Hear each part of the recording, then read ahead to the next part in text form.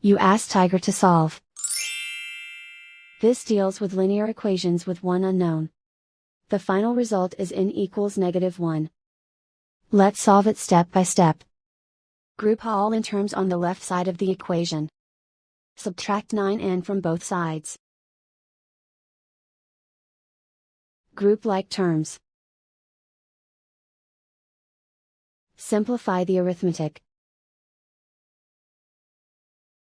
Group like terms. Simplify the arithmetic.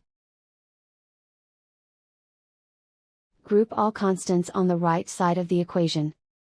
Subtract 3 from both sides. Simplify the arithmetic.